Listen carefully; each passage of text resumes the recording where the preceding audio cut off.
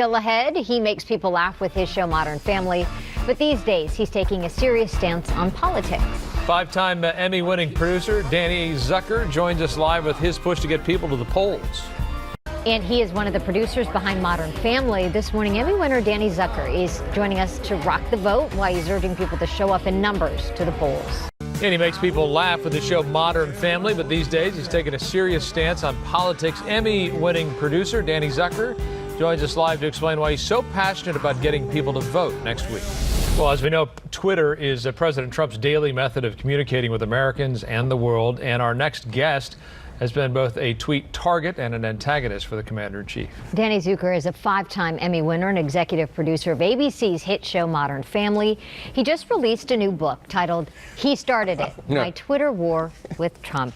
Danny, good morning. Good morning. Good to have you. We're great to be here with people I watch every morning. Well, thank you. I mean, I'm not just, I would just say that, but I'm not just saying that. Really, well, we appreciate it. Has anybody at ABC ever said to you, you know what, this show is very popular, blah, blah, blah, and your stuff has a very particular point of view? Yeah. Don't do it. You know, when this started in 2013, he was so universally reviled. You know, he didn't change. 30% of America changed. So, you know, by the time I was into it, it was already on brand. And it seemed that Modern Family was able, the juggernaut of that show was able to survive my big mouth. Well, how did you get into it with him? It's pretty instructive. I mean, I would tweet at him.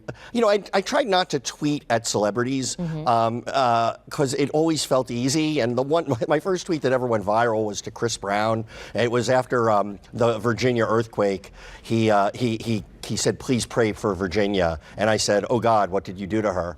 And that was and that went a little bit viral. Right. So then I went to I did go after Trump about his ratings, and that was the thing that set him off. Much like crowd size, he tweeted "Celebrity Apprentice #1 show of the night," and I reposted the easily checkable fact that it finished fourth. And a cool story.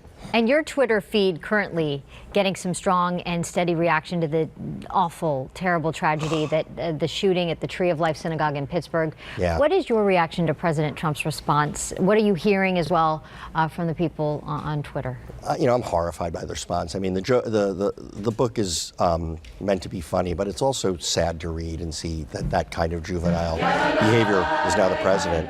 But I think being on Twitter and having a Jewish surname, if you disagree with the president, you can't be surprised by this kind of reaction. And there's a direct link. I'm sorry, this guy repeated a lie that the president said about Jews, George Soros in particular, funding this caravan, this terrifying caravan of, you know, hungry, desperate people trying not to be killed. Yeah. And they've made that the boogeyman. And yeah, there's an effect from that. It's cause and effect. It makes me very, very sad. Many of us who work in the news media have been very upset by him calling us the enemies of the American people, and I know that's been upsetting to you as well. Yeah, I mean, to me, this all just feels like jury tampering. He's committed some terrible crimes, and he needs to discredit you, and he needs to discredit Mueller, and he needs to discredit anybody who disagrees with him.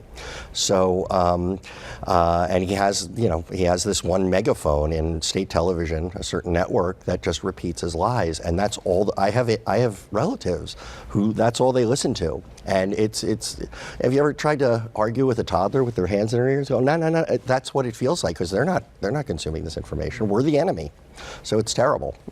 You have your new book, and you're really getting out there telling people to vote at midterm elections. What kind of things are you encouraging people to do? What are you talking about? Well, here's the thing. Clearly winning by 3 million votes is not enough. So we have to overwhelm this system with numbers, and it's not enough to go out and vote. You have to drag your friends to vote. I went 53 years without ever calling a senator or a congressperson, and I have them on speed dial now, and I'm just trying to get people to organize and canvass, and it's life or death, and especially to young people. You know, when we're fighting the road warrior wars, I'll be dead and gone, but it'll be them on Fury Road fighting for gasoline. So it's up to them. I mean, they always say, I wish they didn't say this is the most important election of our lives, because it's actually really true right now.